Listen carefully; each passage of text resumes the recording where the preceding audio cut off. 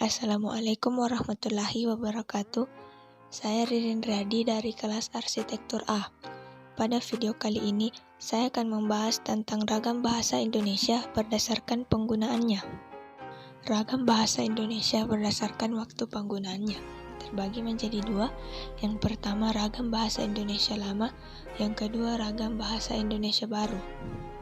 Ragam bahasa Indonesia berdasarkan media pengantarnya terbagi menjadi dua. Pertama, ragam bahasa lisan. Kedua, ragam bahasa tulis.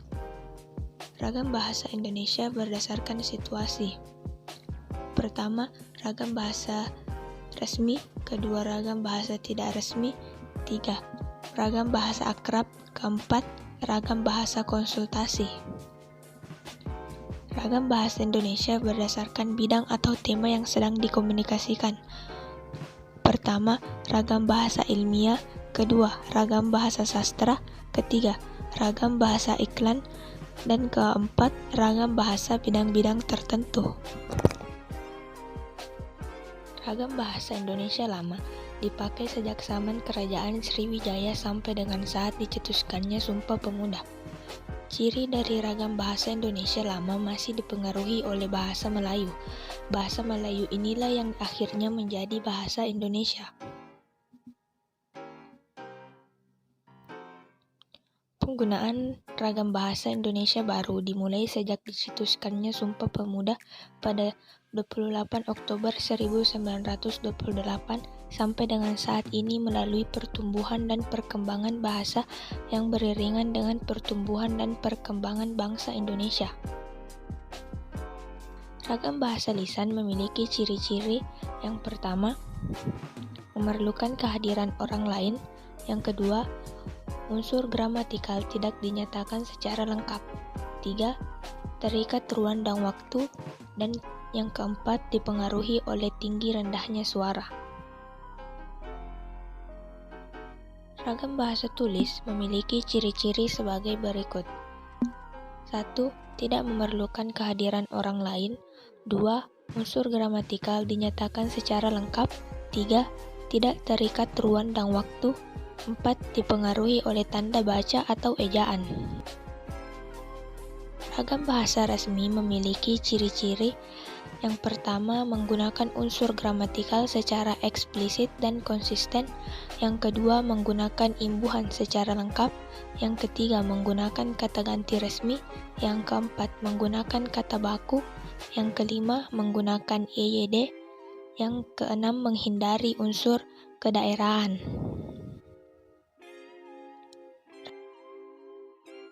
Ragam bahasa tidak resmi digunakan ketika kita berada dalam situasi yang tidak formal.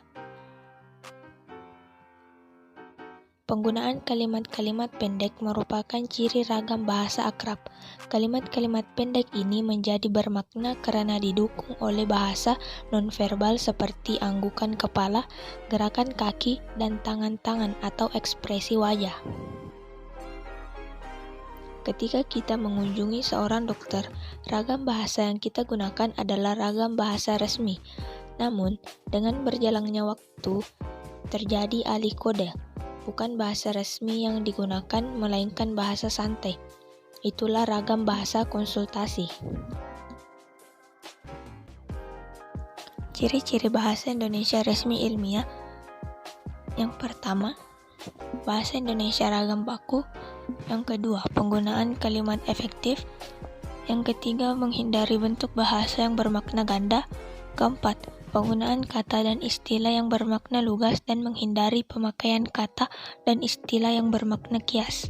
Kelima, menghindari penonjolan personal dengan tujuan menjaga objektivitas isi tulisan. Keenam, adanya keselarasan dan keruntuhan antar proposisi dan antar alinea. Ragam bahasa sastra banyak menggunakan kalimat yang tidak efektif. Penggambaran yang sejelas-jelasnya melalui rangkaian kata bermakna konotasi sering dipakai dalam ragam bahasa sastra.